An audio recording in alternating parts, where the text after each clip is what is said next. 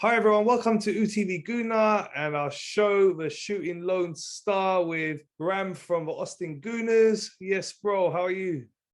What's up, bro? I'm doing a lot better than last week. It's been a good week.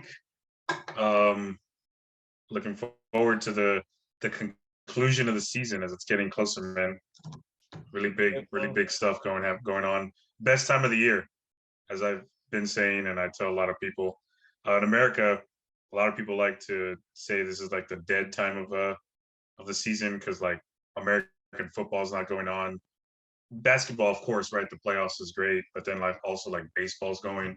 So it's like a slow time, but this is actually like the best time of the year because we got the Champions League, the Europa League, and then all the European leagues are like ending their seasons. So a lot of relegation battles and a lot of championship battles and top four races and stuff like that. So it's exciting, man. I'm really loving it. Yeah, for sure. Great time of year. Right at the conclusion of the season nearly now, so just 5 games to go. Yep. Uh, what a turnaround for us. When I spoke to you on last week's show, it was on the back of 3 losses in a row just before the Mhm. Chelsea game. Going into that, we were worried, being in such poor form, playing against a good team at their stadium. But we really bounced back in style. Got to give it to the boys and to Arteta. He made Yeah. some changes to the tactics, changed a couple of players as well, and gave us a result we wanted, beating Chelsea 4-2. Played really well, deserved to win there. And then we took that confidence into the Man United match and won that match 3-1. So great week. Your thoughts?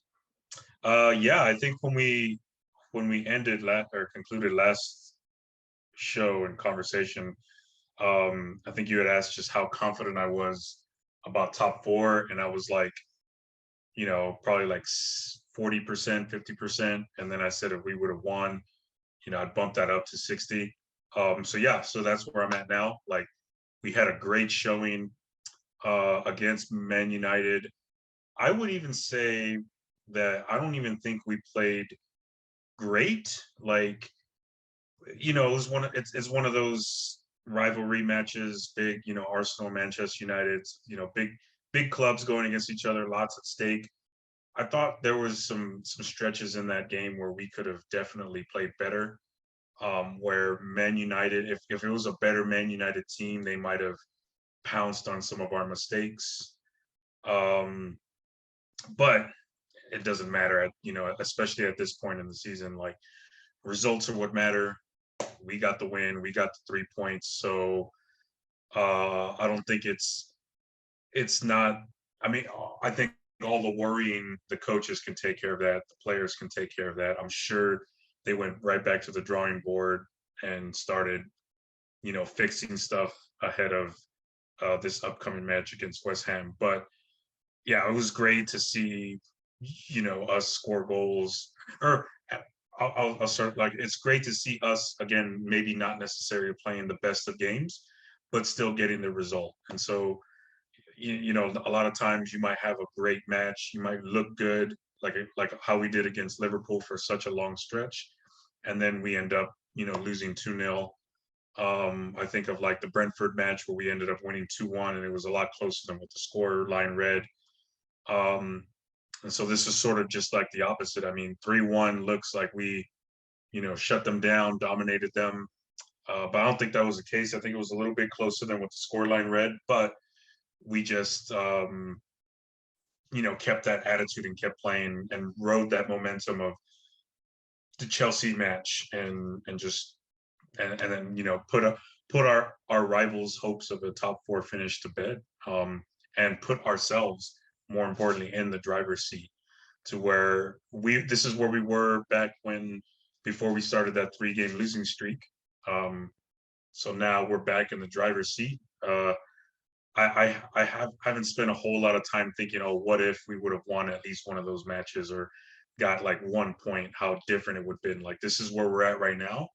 And we were able to turn it around a little bit. And then Tottenham has kind of, tripped up a little as well. So now here we are, 5 games to go, something like 3 points separating us, or 2 points, 2 or 3 points separating us from Tottenham. And yeah, it's going to go down to the wire, and it's it's really exciting, man. But yeah, fair play to the boys, man. They looked really good against United. And I'm sure we'll go into it, as we move along. But yeah, it was an exciting Saturday overall. What do you think? Yeah, for sure. Tottenham struggling big time now. It was us when we were speaking last time that was struggling. They were scoring a lot of goals. They had won a few games in a row and they were looking in a good position, but it's all turned around now. Mhm. We picked up our form, won two really difficult games. Playing Chelsea and Man United is difficult at any time, especially after you've just lost 3 games in a row. So big turnaround from us. And then with them, they've just completely dropped off. They're not scoring goals now. Last couple of games, they've not scored any goals. They lost 1-0 at home to Brighton, drew 0-0 away to Brentford. So that's put us in a great position. It's ironic because before them 3 games that we lost, we're going into them games that say it's really important we win these games ahead of the more difficult games coming up. We didn't win any of them games, but we've won 2 of the difficult games that we knew we had coming up. Got another one coming up on the weekend with West Ham. We put ourselves in a great position, and a lot of credit's got to go to Arteta. When you look at the changes he made before the Chelsea game, went to a back 5. I was calling for him to bring Elneny back in the team, and he did that. Made us a lot more solid. He changed it within the game as well. Went from a back 5 to a back 4, then back to a back 5. But we just looked a lot more solid. I mean, as you said, we've been scoring goals as well. So, and for that, Nketiah's come in and made a big difference. His performance against Chelsea was really good, getting a couple of goals. What's your thoughts on the changes Arteta's made with bringing Elneny in and giving Nketiah a good chance now? Yeah, I thought Elneny, if I were to give somebody a man of the match, like he would have been my guy for the Manchester United, just because, I mean, he did what was asked of him and he did it well. Like he doesn't ever do anything spectacular, but he also just doesn't ever make mistakes. So like Thomas Partey, for example, is like him, but just much more athletically gifted and just amazing. But Elneny gives us everything that Thomas gives us, and maybe just without all the flash, right? So Elneny's that calming force that's gonna, if it's not looking good, he'll step back. And I know a lot of the criticism he gets was like he's either passing to the side or passing back. And when we were struggling maybe months ago, that looked bad because we just were not necessarily a team that looks good. But I think for a team like us that's young right now that wants to always kind of maybe push forward and start attacking quickly, like he provides that calming force to just say, all right, if it's not necessarily looking good, let's restart again. And so I saw a lot of that where he just, he took the ball and if it just didn't look like a good attack, he kick it back and then we restart it again. So it was just really great to see that to see him do well, especially because he's kind of been a forgotten man in the midfield and the squad overall. But he just carries that positive attitude, and he's well liked by all his teammates. And he came in, answered the call, and I thought that's just that you can just tell like it's a well-coached team. Like Arteta's doing a great job because the guy who's been just sitting on the bench for a long time just comes in and doesn't have any gripes, doesn't do anything, and he just comes in and just shows out. And it was great to see. And then now I'm hearing reports that he wants to stay, like he's willing to stay and be with the same role, like and like he's, in his words, I'm paraphrasing, but compete 4 minutes, even though he may not get a ton. I think he likes the atmosphere here. So I'm kind of hoping he stays. He's one of those guys that, like, again, I've always kind of, I don't want to sound cool and say, oh, I've always liked him, right? But I kind of have, just because he's like the prototypical squad player. And I'm going off on him, but like Eddie Nketiah as well. I don't think he had as much of a huge game like he did against Chelsea, but I thought he did his thing. I mean, one of the goals he scored got called off for offsides, but I mean, he was where he was supposed to be, right? Obviously, just a little bit, like a hair, literally a hair offsides or whatever, but he was there, and he was he was leading the line and doing his thing, and it looked a lot better. I think our attack needed some kind of just a shakeup, and Lacazette hasn't been, obviously he's ran his course, I think. So I think Eddie Nketiah earned his another start, even though he didn't score any goals, even though he didn't have like a breathtaking performance. I think he did what he had to do. And how about Nuno Tavares, man? Um, I was kind of hoping this is what happened. He stuck with him. And his game was very 50-50. Obviously, he scored his first goal in an Arsenal shirt in the 3rd minute, which was amazing. But he also just made a whole lot of boneheaded mistakes. Got called for a penalty for a handball that wasn't really a handball. But yeah, man, that's what we have. We just have sort of a chaotic player playing left back. But I like the fact that Arteta stuck with him with the start, and also he played basically the whole match. Oh no, he played the whole match. He didn't get pulled off. I think that was important to kind of not pull him off, even though he probably should have been pulled off at some point. But I'm kind of glad Arteta just said, "Look, we're going to leave you out there in the deep end of the pool and figure it out." And he essentially did. He had some rocky moments, but he also had some solid moments, and he's great in attack. He probably needs to improve on his defense moving forward, but overall, yeah, I really liked every substitution he made or what he did. And then, hey man, he Tomiyasu's back. I thought that's awesome. He didn't put him into the 90th minute, but he did have that one play where, I mean, he kicked the ball off, I think, to might have been Saka or Elneny or something, and then he just saw him take off to try and get the attack started, and the whole crowd just kind of started buzzing, and he almost shook Ronaldo, and Ronaldo had to foul him just to stop the attack. So good to see that him just chomping at the bit to get some playing time, and when he's on there, he could have been like, well, whatever, 90th minute, I'll just coast, but no, he was already ready to just kind of do something and get those legs going and test the calf, and that's just going to bode well for us moving forward. I'm excited.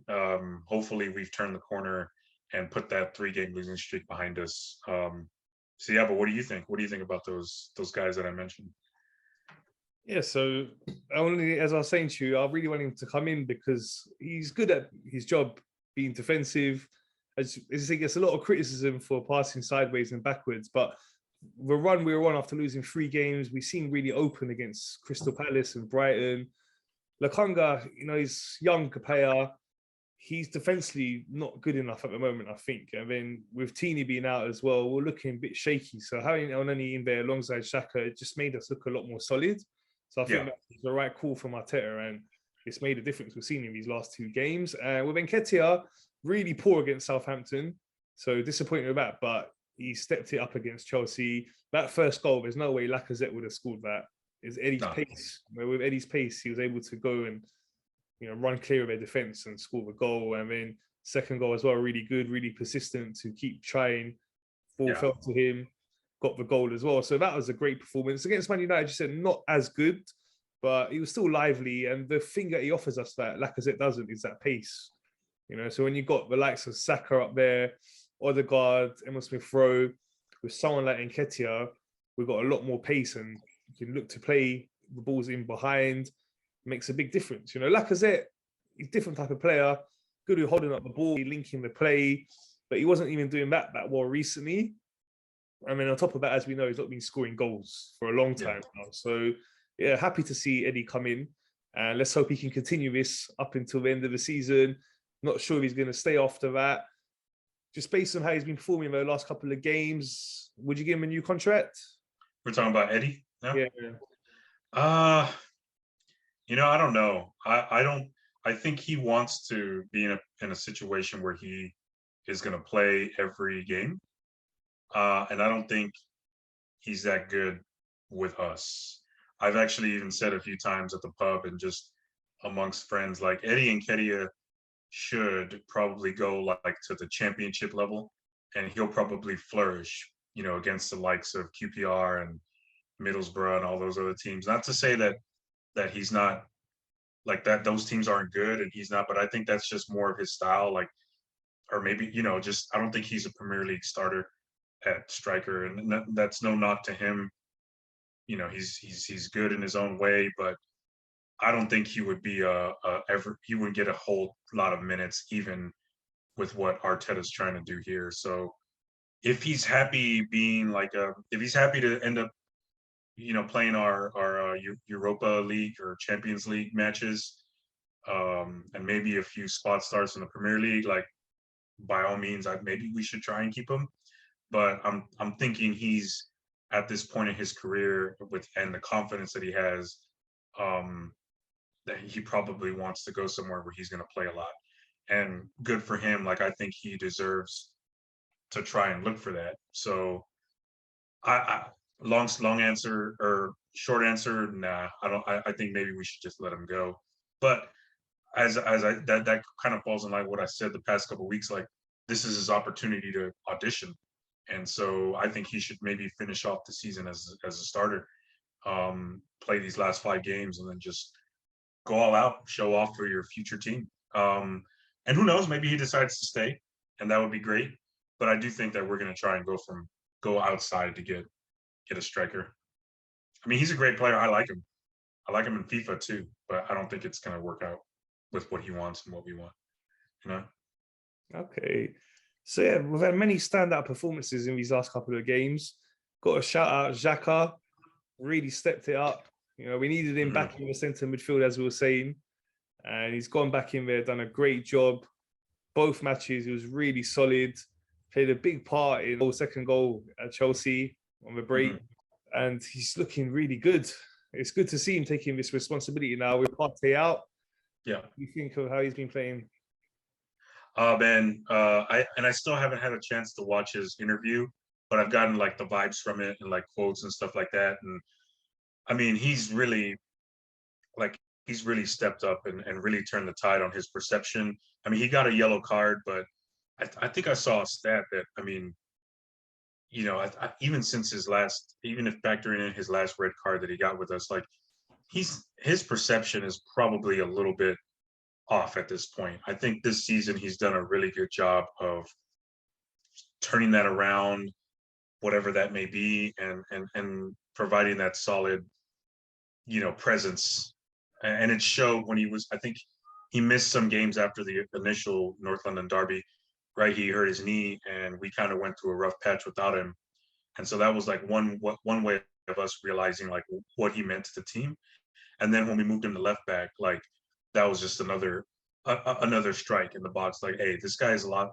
Like, this guy means something. And then, as of late, he's looked really good. And that goal, that screamer he scored, we were due for something like that. I was saying either him and Elneny, those are the only types of goals they score, right? Screamers from distance, man.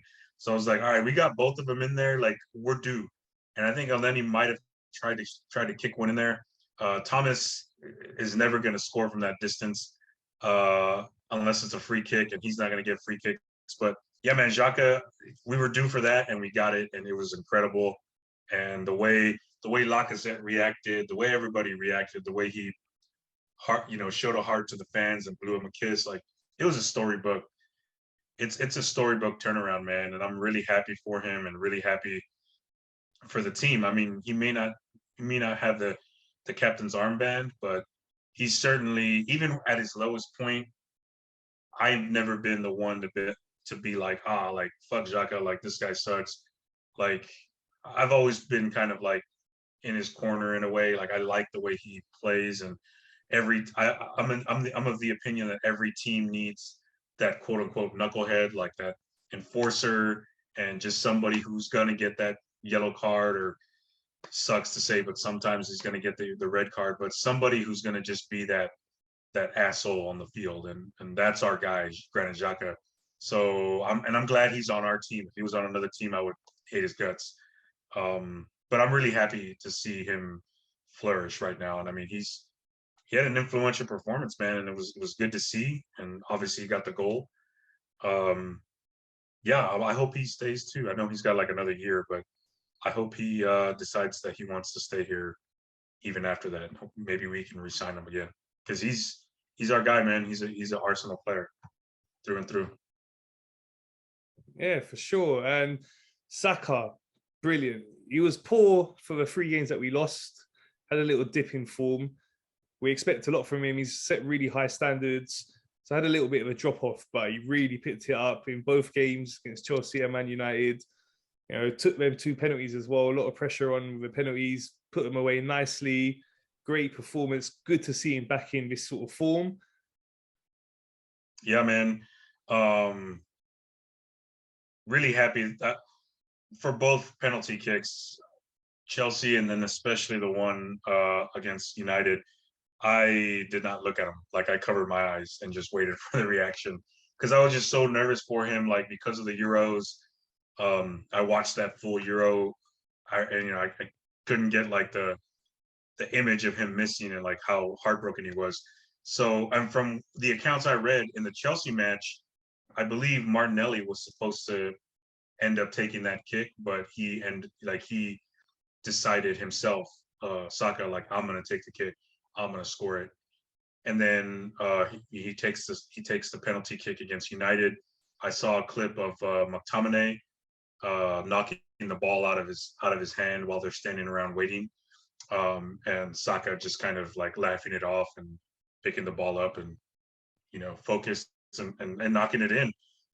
Went those 2 penalty kicks, he went either side of the goal, so he's feeling himself, he's feeling good, and that bodes well for us. But yeah, as you said, he had a really poor stretch, and I think everybody had a poor stretch, those losses. Like, I don't think anybody outside of Odegaard really could look themselves in the mirror and say I played my best. But yeah, he was putting Telles in a blender this whole match against United, and it was beautiful to see.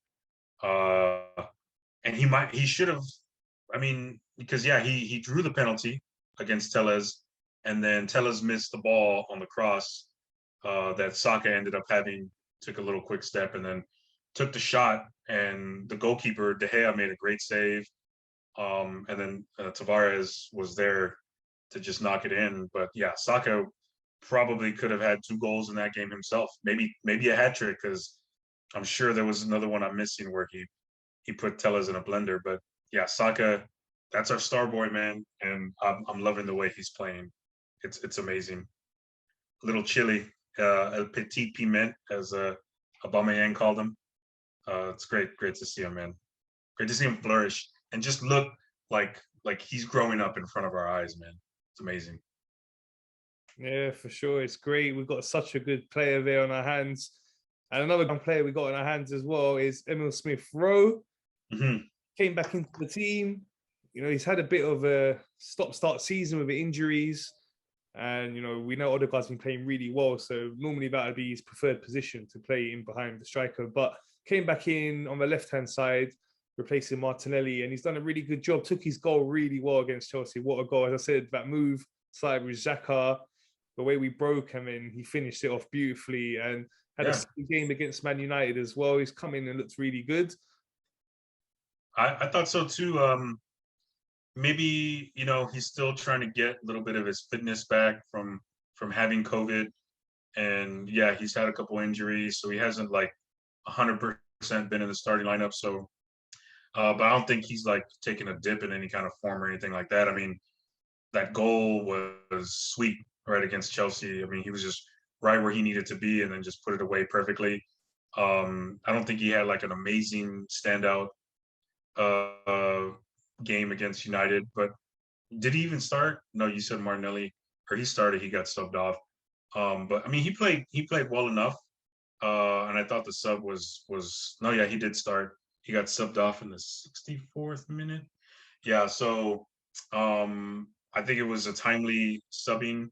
I think we needed to switch it up. I don't think he had like an amazing game, but that's just how it is with young players, right? I think he'll continue to be an important piece of our attack, and at the very least, Saka's flourishing, so Smith Rowe and Martinelli can kind of figure it out and battle it out on their own, and that's going to be great for us and for the team as a whole. So yeah, man, Smith Rowe, I love that kid, and he's got a good head on his shoulders. So he scores off the bench and he scores when he starts. So he's gonna be fine in the long run.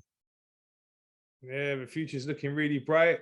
Yeah. So another thing in the last couple of games, penalty decisions. So more decisions have gone our way compared to earlier in the season when all them tight calls were saying were going against us. Yeah. Last couple of games, some of them tight calls have gone our way. Not all of them though. So yeah, what are your thoughts on the penalty decisions? So I know we got lucky with a handball no call on Cedric because he was like falling down and it hit his hand, but like where is he supposed to put his hand? He's stumbling. Now, granted, you see in the replay, like he is looking at the ball. I mean, all these things, like if you slow it down, you're going to find something wrong, which is, I think, one bad thing with like VAR is if you slow, and it happens in American football too, if you slow the play down, you're going to find something to pick apart and just be like, oh, okay, that's a penalty or that's not a penalty. But I mean, in the moment, you look at it and you're like, no, man, he's falling down. That shouldn't be a penalty. And thankfully, they called it correctly, I think, right? Because it didn't go against us. But yeah, I mean, yeah, he's looking at the ball. But I mean, what are you supposed to do as a defender? You're looking for the ball as you're falling. You don't want to be like caught doing something stupid or just caught getting smoked. So yeah, he's looking at the ball as he's falling down and the ball hits his hand. Yeah, he's aware of his surroundings. So I'm glad that didn't get called. I I mean, the call against Tellez when first it was offsides, and then they've called it offsides, and then they looked for the penalty. Um, I thought that that goes our way. I think maybe in another game, I was actually surprised it went that way. I'll say that much, just because I wasn't expecting it to go our way. But thankful it did. It did look like a penalty outside of all the other madness. And I don't understand. So I guess I'll ask you this. Yeah, I'll take this time to ask you this. But the Tavares penalty, like fair, he sticks his hand up, and again, chaotic. That's his characteristic right now as a player. He's chaotic. I don't know why he did that. I'm sure he doesn't know either. Maybe it's some kind of weird instinct, but so it doesn't even hit his hand though, or I don't think it did. But they called it a penalty. Is that like a thing? Like, I mean, you stick your hand up there, like, and they call it a handball. Like, is that a thing? Like, what's the deal? Because I've seen others where it does hit their hand, and they're like, "Nah, no handball, no intent," and I'm like, "That's so weird, man." Like, so what does that mean? I don't get it. What do you think? What are your thoughts or So if feedback? your hand's in an unnatural position, Uh-huh. then they'd call it a penalty. He just brushed his arm, didn't it? So because it was an Okay. unnatural, yeah, because it was in an unnatural position. Yeah. That's Because why. you jump, but like, yeah, maybe, yeah, his was in the naturals. Okay, so fair enough, simple enough. Yeah, I mean that sucks. Again, that's just something like I'm sure they're gonna watch. I'm sure he got roasted in the. I'm sure they rewatched the game on film as a team, and I'm sure they smoked him. It's like, Tavares, what are you doing there? And I'm sure everybody had a laugh, and everybody's like, "Don't do that shit again." Um, but it was great to see Fernandez miss the penalty. Like that was beautiful to see. Got a lot of good laughs out of that. So we got lucky with that shit. And I think that was everything. Like, I mean, yeah, there was that I was seeing like a little bit of. There's a lot of controversy. The Chelsea one on Saka, which to me was a Oh, blatant penalty. Like I don't know where the controversy is and what we're saying. Like he was holding on to him for a good 5 seconds. It wasn't. He was the wrong side of him. He knew he was the wrong side of him. Grabbing onto him for that long, it's a clear penalty. But some people were saying no. They're criticizing Saka for going down. What do you expect him to do? Like, it was a well, clear penalty to me. the way I see it with that one, it's like I'll make a basketball comparison, but like James Harden does this a lot, where if you're playing really tight defense on him and you're hand checking him, you may not be grabbing him, but your hand is like sticking out a little bit. James Harden will make this silly move. I mean, and it doesn't even look like he's really trying to take a shot, but he has the ball in his hand and he'll bring his hands up like he's trying to take a shot and catch the guy with his hand out there. Like the phrase is like catching his hand in the cookie jar, right? So he has his hand out. James Harden will come up, go for a shot, draw the contact. It's a foul by the definition of the rule. it is a foul. So I think that's just a savvy basketball play. And if you don't like it, well then change the rule, right? But James Harden is that good to understand the rule, and he's been able to manipulate it. And manipulate it can be a good or a bad word. And I think in this case, I mean, I think it's like a neutral word. He just knows the rule and draws the contact, and it's by rule, it's a foul. So the same thing. That's my opinion. Watching Saka draw that foul, like, yeah, the guy had his hands on him for 5 seconds, and all Saka did was just say, "All right, you're going to keep holding on to me. I'm going to keep your hand there, and I'm going to take the fall." I'm sure, like that's like a savvy football move, I would assume, right? So it sucks, right? As a defender, I'm sure if it happened our ways, yeah, like, oh, we're going to be mad about it, but I mean, that's just something that happens out on the field. That, I mean, I don't know if that didn't look or feel like it was dirty or anything like that. Like, that's just what's going to happen if you keep holding on to the guy the whole game. Well, Saka's going to find, like, I feel like that's again another instance of Saka just growing up in front of us, and he just that's probably something he learned from Harry Kane or some shit, like some of these world class guys probably just gave him this, hey man, when they're tugging at you, just hold on to them, clip them with your elbow and just take the fall, and like you're gonna get the call 9 times out of 10. I mean, they Yeah, looked at it on replay and they didn't say anything, so whatever.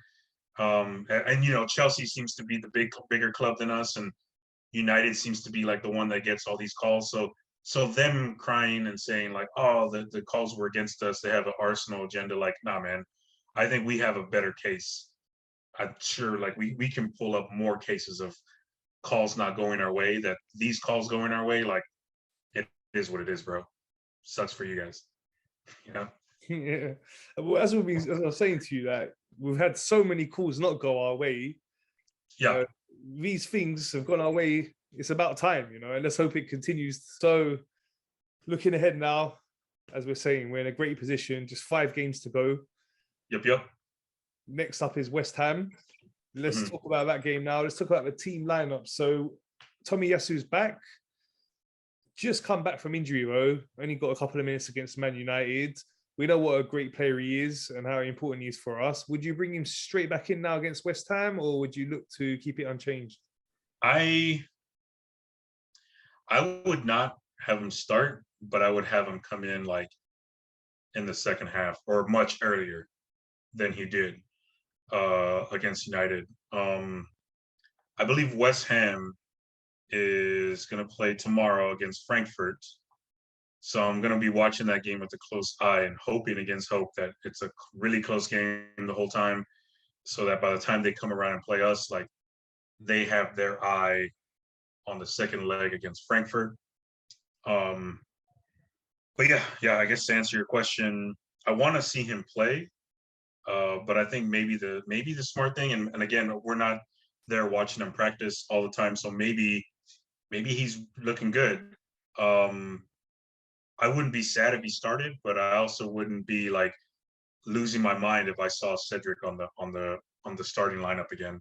I think he's played serviceable enough, and I think depending on what West Ham is going to end up doing, keeping an eye on their chances for Europa, I would start Cedric again, and then just as the game goes along, find a reason or an excuse to put Tomiyasu in, because he looks ready. He looked good in his 5 minutes, but I don't want to rush him. I'm scared that he would get like how we did with Thomas in his first year with us. Like, he came back a little bit too quick and got injured again. So we'll see. But he's been out for a while too, and I'm sure he's chomping at the bit. So yeah, I think if he starts, great. If not, great. So I'm kind of neutral on that. But it would be awesome to see him out there, because I think he just provides so much more than Cedric would, and I think him and Tavares would just look better. I think him, Tomiyasu's like just strength as a defender, I think opens it up for Tavares, and I think we'll see a better Nuno if we have Tomiyasu in there. What do you Okay. think? Yeah, I think same, because he's been out for so long. We should ease him back into it. We want him to be fit and firing for that big one against Tottenham. So Yeah. got a couple of games before that still. So ease him back into it. As you said, give him some more minutes against West Ham, and then maybe look to start him against Leeds, or maybe again, if you think he's not quite ready, hold him back for the Tottenham game. If you look at the rest of the lineup now, would you make any other changes? I don't think so. I would keep Elneny in there. I would keep Nketiah in there. I think he earned another start. Whispers going around the West Ham world are saying that like all their three center backs are injured or they're going to be out. So I think we should just keep Nketiah in there, and we should just go for the kill and try and beat them like 3-0, 4-0. So yeah, keep the same lineup. Maybe consider bringing on, I don't know, Pepe or Lakonga. Like I would think, yeah, something like this would be like a perfect time to bring on Pepe. Maybe like around halftime or a little bit after, just to see, especially if it's close, like to just see if we can just destroy their morale. Because again, they're going to be having their eyes on Europa, and they do have a lot of injuries going on in that squad. So yeah, I think we'll keep it the same. Maybe go with Martinelli this go around. Yeah, we'll see. Yeah, what do you think? For me, I know Eddie's come in and done well, but I would rather start with Martinelli up front. I just think he's a better player, and for me, I'd start with him. I can see why you would keep Eddie in. As I said, last couple of games he has done well. You know, the argument for not changing a winning team, I understand that, but I think Martinelli is the better player, and I think he will do really well as a striker. So that's the change I'd make. That'd be cool. Yeah, apart from that, I'd go with the same lineup, playing really well. Confidence is there now. As you're saying, West Ham have got this injury crisis in defence. They had the red card to Dawson against Chelsea. That's what it is. Yeah, so plus the injuries, they're going to have that issue, as well as tiredness. We're playing the Europa League tomorrow, one eye on the second leg. So we're playing at a really good time, and confident we can get the win there. What's your correct score prediction? I'm gonna say 3-0. Because I'm gonna also say that Frankfurt is gonna give them a run, and it'll be like 2-2, or it'll be really close. They're gonna be fatigued from that game, and they have that injury crisis in the back. And I think our attack is gonna be chomping at the bit. Whether, maybe we do start Martinelli up there and just go for broke and just try and pile on and really put West Ham out of the race. Or they seem to be out of the race, but just really build up some confidence going into Leeds and then going into Tottenham. But I think we'll get 3 points, hopefully fairly easily. I think we're finally figuring ourselves out in terms of bouncing back from those 3 losses. So yeah, I'll say 3-0. What do you think? I think 2-0. I think it's still gonna be a difficult game, even though we're saying West Ham, we're playing them at a good time. They've had a decent season. They've been right up there fighting for the top 4, but you can see they're doing really well in the Europa League, in the semi-finals. So London derby, a lot of pressure as well. So I think I'd love it to be 3-0, like you're saying, but I think about it a little bit closer. I'm going to go for 2-0. Okay, so Tottenham on the weekend are playing against Leicester. Your thoughts on that one? Leicester's one of those teams that could just surprise you and upset you, and I think that Leicester's also playing in the Europa Conference, so they're still playing for a trophy. But I don't think that they're like one of those dangerous teams that are going to continue to play hard. They got some good players over there. Tottenham aren't playing like they're going to dominate. I did watch Tottenham play against Brentford, and Brentford looked like the better team. Brentford had more dangerous attacks and probably should have scored 1 or 2 goals. So they probably should have won 2-0. So Tottenham doesn't look like, we'll see what happens, right? But they look for the taking as well. So I think like Leicester would be a team that would relish in the opportunity to kind of end someone's season or put a damper or kill the party, right? So I don't know. It might be like a draw. I think draw is what I would see. I don't think Leicester's good enough to pull the win off. So it might be something like 1-1. I don't think Tottenham can score a lot of goals right now. And hopefully I'm right. But yeah, I'll say like 1-1 for that one. Okay, that would be great. I mean, they're dropping a couple more points. Yeah. Even better position. And we know after that they're playing Liverpool away, which is going to be very difficult for them. But we said that before they played Man City away and they managed to beat Man City. So, we know what the Premier League's like. Can't take anything for granted. Just got to concentrate on ourselves. If we can continue to pick up the wins, if we can get 6 points in the next 2 games, regardless of what Tottenham do, it'll put us in a great position ahead of a North London derby where we can go into that one. And if we get a draw, we'll still remain ahead of him. So you just got to concentrate on ourselves. And now there's only 5 games to go. So 15 points to play for. How many points do you think we can pick up in these last 5 games? Let me see. I think we win this Saturday. That's 3. I think, or Sunday, right? When do we play? Yeah, Sunday. Yeah. Okay, Sunday. So I think we win Sunday. I think that's 3 right there. I think we beat Leeds. That's 6. I think, I don't know. I feel like, yeah, I'm gonna just say we beat Tottenham. So that's 9. But I think someone like Newcastle, they're playing so hot right now. I think we might drop points against them, but I think we still get the draw because it's at St. James's Park, so it's over there. They're on some kind of crazy run, and it's kind of scary. So that game is actually one that I have where I'm scared. And then Everton, I don't know about them. Like, they're that team, right, that always seems to do. They're like Crystal Palace against us. Crystal Palace is always going to make it hard, and I don't even think we've beaten Crystal Palace in a while. Everton, especially if Everton's trying to fight out of relegation, like I feel like that's another one we might drop points. So I'm feeling very scared about actually the last 2 games for us dropping points. I think they'll both end up being something like draws. So we'll go 3, 6, 9. I think we get 11 points. Yeah. That would probably still be enough for us to get top 4 because if we're beating Tottenham. Then that's a 6-pointer there, and we're already 2 points ahead of them. So it could be a case. That's what we got to hope for. That by the time we go into that Tottenham game, we got a good lead on them because, as we're saying, they got Liverpool away as well coming up. So we could hopefully, if Leicester could do us a favour as well. But let's say that they do beat Leicester, but they lose to Liverpool. As I said, can't take anything for granted. But let's say that scenario happens and we win our next 2 games, we'll be 5 points ahead of them. Before that North London derby. So if we beat them, then that's it there. That's it. Yeah, we're clear. Even if we lost the last 2 games, we would be clear. But let's say we only got a draw against them, we'll still be 5 points ahead of them with 2 games to go, which means a couple of more points in them last 2 games would be enough. So we're in a good place now. Don't want to get too ahead of ourselves. I know we can't take anything for granted. We've just seen what happened for us just a couple of games before.